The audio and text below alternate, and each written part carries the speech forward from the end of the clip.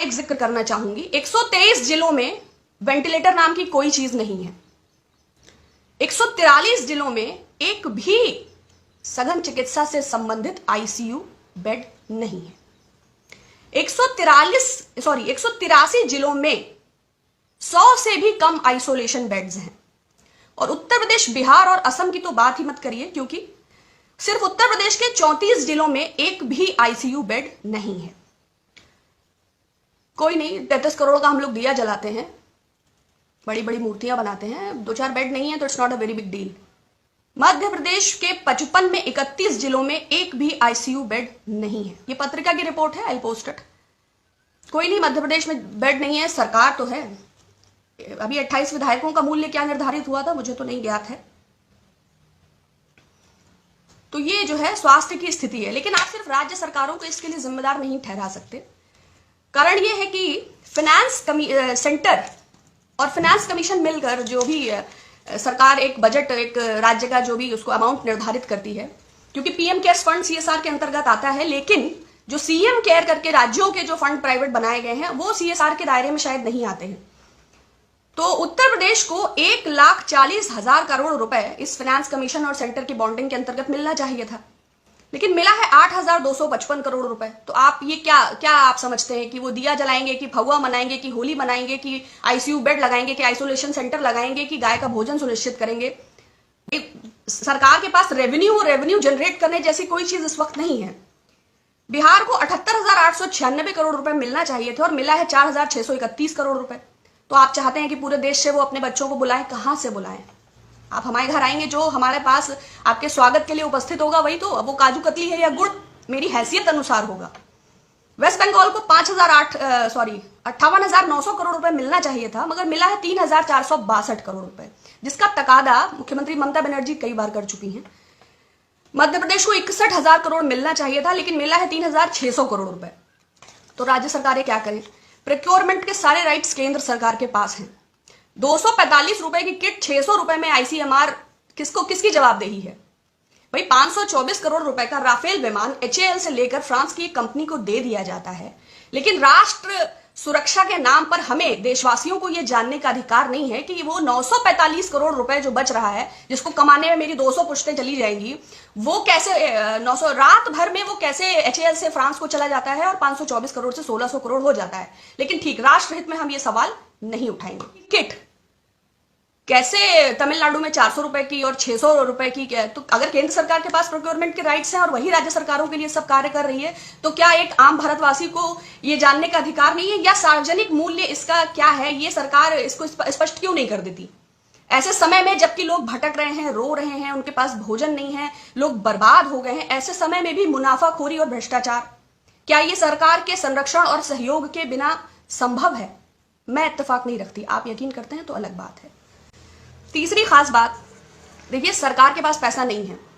ये बात अलग है कि 6 साल में चाहे वो जेट एयरवेज हो, चाहे भारत पेट्रोलियम हो, चाहे बीएसएनएल हो, चाहे एमटीएनएल हो, चाहे एचएएल हो, चाहे लाल किला हो, चाहे $20 इंटरनेशनल मार्केट में पेट्रोल है, लेकिन हम तो उसी मूल्य में खरीद रहे हैं। लेकिन सरकार के पास पैसा नहीं है। 1 महीने की कोरोना डिजीज ने भुखमरी के वो हालात पैदा कर दिए हैं। हम वही है जो थोड़े दिन पहले विश्व शक्ति जगत गुरु थे और सबके कागज जांचने में पैसा खर्चने वाले थे। अचानक से इस कदर की भुखमरी है कि हम उसका सामना करने में सक्षम नहीं हो पा रहे हैं। सरकार के एक और हालात ये हैं, दूसरी ओर सरकार ने डिफॉल्टर्स का 50 बिलफुल डिफॉल्टर्स का 6,66,000 रुपया वेव ऑफ कर दिया है। अब सरकार का हृदय बहुत बड़ा है। हम लोग 5 ट्रिलियन इकोनॉमी का सपना देखते रहते हैं। कोई एंटीगुआ में आइलैंड रह रहा है, कोई मेहुल चौकसी का भी कितना माफ हुआ है? मेहुल चौकसी का 5,492 करोड़, विजय माल्या का 1,943 करोड़, जतिन मेहता का 4,076 करोड़, बाबा रामदेव का 2,212 करोड़। बहुत गरीब है वो, उनको बाबा रामदेव क्यों कहते हैं? ही इज कॉर्पोरेट ठग।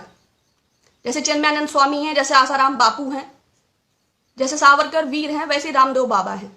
थोड़े दिनों पहले वो 1,000 रुपए का नोट बंद कराने वाले थे, काला धन विदेशों से लाने वाले थे, जीन्स को बैन कराने वाले थे। लेकिन एनीवेज, वृंदावन में रहना है तो राधे राधे कहना है। हमसे पूछे बिना 265 टन करोड़ सोना, संसद में इसकी कोई चर्चा नहीं, गिरवी रख दिया। भाई बादशाह सलामत के जहन में कोई ख्याल आया कि 8 बजे के बाद ये नोट कागज के टुकड़े हैं, तो वित्त मंत्री से इससे सलाह करने की कोई आवश्यकता नहीं है। बादशाह सलामत ने यह फैसला ले लिया कि उत्तर प्रदेश में सरकार बनानी है तो नोटबंदी तो करना है, और चैनल्स को आप ऑथराइज करिए कि वो चिल्ला चिल्ला के ये बताएं कि काला धन आएगा, आतंकवाद जाएगा, नक्सलवाद की कमर टूटेगा। और लोगों का क्या है, they are busy with Photoshop industry, they are busy with so many things are there even though. लेकिन बैंक फ्रॉड का इतना बड़ा अमाउंट, 32,868 टोटल बैंक फ्रॉड्स हैं और 100 करोड़ के बहुत सारे लोग इसमें इन्वॉल्व हैं। मैंने सिर्फ 2 ही 4 नाम लिए हैं। इसमें आप समझते हैं कि तुम मुझे खून दो मैं तुम्हें आजादी दूंगा, तुम मेरा रोल वेव ऑफ करोगे तो हम भी तो तुम्हें कुछ देंगे। क्या बिना किसी अंडर टेबल 60 गांठ के इतना हजारों हजार करोड़ रुपए, 6,66,000 करोड़ रुपए वेव ऑफ हो गया? वैसे सरकार स्पष्ट नहीं करेगी, लेकिन भारतीय जनता पार्टी के कुछ भारी भरकम चंदे हैं, कॉर्पोरेट चंदे। Gupta coal India private limited, coastal projects, diamond power infrastructure, electrotherm India, और भी बहुत सारे होंगे। लेकिन खैर, देश नहीं बिकने देंगे, देश को किसी भी हालत में नहीं बेचना है, और हमारी धर्म और संस्कृति खतरे में है। न मालूम कब तुर्कों और मंगोलों का आक्रमण हो जाए और हमें जाके हिंदू कुश की पहाड़ियों में छुपना पड़े। तो प्लीज आप अपने हेरिटेज और अपनी संस्कृति को बहुत मजबूती से पकड़िए, और बाकी अच्छा होगा। क्योंकि भारत के जो, हिंदुस्तान के जो बादशाह सलामत हैं, उन्होंने राष्ट्र के नाम संदेश दिया और एक घोषणा की, और 4 घंटे में भारत सड़कों पे आ गया।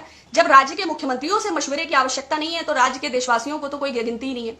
वो जो 1000-2000 उद्योगपति हैं, उसके अलावा भारत में कोई नहीं रहता है। बस वो लोग थाली और ताली बजाने के लिए हैं कि प्रति मेरे 130 करोड़ भारतवासियों दिया जलाइए। मेक इन इंडिया में दिया ही बनाना शुरू कर दीजिए, बाद में जलाने का काम आएगा।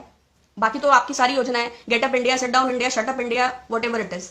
हमारे प्रधानमंत्री जी ने इन सबको दरकिनार करते हुए एक पीएम केयर्स नाम का ट्रस्ट बनाया, जो आरटीआई के दायरे में नहीं आता, जो सीएजी के दायरे में नहीं आता, जिसको प्राइवेट ऑडिटर्स ऑडिट करेंगे, और जिसमें तमाम लोग धन दे रहे हैं, जिसमें पहले हफ्ते में ही इसके अनाउंसमेंट के बाद 6,500 करोड़ रुपए जमा हुआ था। लेकिन उसको लेके कोई पारदर्शिता अभी तक प्रदर्शित नहीं हुई। जब राज्य सरकारों को मिला नहीं, मध्यम वर्ग को राहत नहीं, किसी प्रकार की कोई घोषणा नहीं, तो इसका फंड कहां है? जाहिर बात है, प्राइवेट ऑडिटर्स ऑडिट करेंगे तो हम इस पर सवाल नहीं उठा सकते। और अगर कानून में, डिजास्टर मैनेजमेंट एक्ट में इस बात का प्रावधान है कि नेशनल डिजास्टर रिस्पांस फंड रहेगा और उसको वो काउंसिल प्राथमिकता और आपदा प्रबंधन के आधार पर खर्च करेगी, तो पीएम केयर्स बनाया क्यों गया? हालांकि इसका उत्तर नहीं मिलेगा।